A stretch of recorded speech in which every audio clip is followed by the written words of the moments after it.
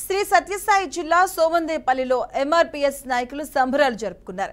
SC వర్గీకరణకు supreme court అనుకూలంగా తీర్పు ఇచ్చిన సందర్భంగా అంబేద్కర్ సర్కిల్లోని మందకృష్ణ మాదిగ చిత్రపటానికి పాలాభిషేకం చేశారు. అనంతరం కేక్ కట్ చేసి మిఠాయిలు పంపిణీ చేశారు. 30 సంవత్సరాల సుదీర్ఘ పోరాటం ఫలించిందని ఆశాభావం వ్యక్తం చేశారు. ప్రధాని మోదీ, సీఎం చంద్రబాబు కృషితోనే ఎస్సీ వర్గీకరణ జరిగిందన్నారు.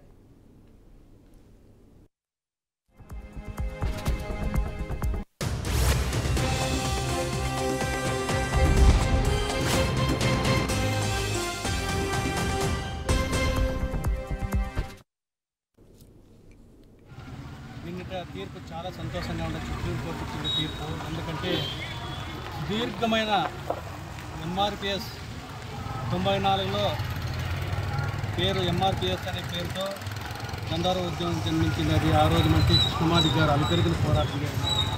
ఎందుకంటే ఏబిసిడి వర్గీకరణ, ఆ ఏబిసిడి వర్గీకరణ సుదీర్ఘమైన పోరాటం 30 సంవత్సరాలు ఇప్పటికే 94 నుంచి 24కి ఎంతమంది ప్రాణాలు మాది విద్యార్థులు కావచ్చు, మాది విద్యలు కావచ్చు, ఎంతమంది ప్రాణత్యాగాలు చేసుకున్నారో ఈరోజు అది గుర్తించి నారా చంద్రబాబు నాయుడు గారు మాదిగా ఏదైతే వర్గీకరణ అడుగుతున్నారో అది న్యాయమైన కోరికని చెప్పేసి ఈరోజు 2000లో ఆయన ముఖ్యమంత్రిగా ఉన్న నారా చంద్రబాబు నాయుడు గారు ఏబిసిడి వర్గీకరణ చేసిన నరేంద్ర మోడీ గారు ఆ రోజు చెప్పినాడు, కృష్ణ పెద్దన్న మాదిరి మీకు మేము అండగా ఉంటాం, ఖచ్చితంగా ఏబిసిడి వర్గీకరణ మీకు న్యాయం చేస్తామని చెప్పినాడు.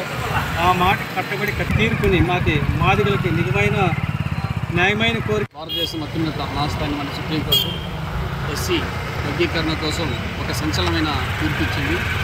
ఈ తీర్పు మా ఎస్సీ ఉపకులాల కోసము మా మందకృష్ణ మాదిగ గారు 30 సంవత్సరాల నుండి అల్పరిగని పోరాటం చేస్తున్నారు. ఎస్సీల్లోని ఏబిసిడి కావాలనేది, ఈ ఏబిసిడి కోసము 30 సంవత్సరాల వంటి పోరాటం చేసినటువంటి నా మాదిగ సోదరులందరికీ పేరుగా నమస్కారం తెలియజేస్తున్నాము. అదేవిధంగా ఈ వర్గీకరణ కోసం మన దేశ ప్రధానమంత్రి నరేంద్ర మోడీ గారు, రాష్ట్ర ముఖ్యమంత్రి గారు మాకెంతో తోడ్పాటు చేసి తొందరలోనే మన అసెంబ్లీలో నిన్నటి దినం సుప్రీంకోర్టు ఇచ్చినటువంటి జడ్జిమెంట్ని అందరికీ తెలిసిన విషయమే. తెలుగు రాష్ట్రాల్లో ఉన్నటువంటి ముఖ్యమంత్రులు గౌరవనీయులు శ్రీ నారా చంద్రబాబు నాయుడు గారు ఒక చిన్న విజ్ఞప్తి ఏంటంటే, మీరు అతి త్వరలో ఎన్నో రకాల ఉద్యోగాల్లో నోటిఫికేషన్ ఇవ్వబోతున్నారు.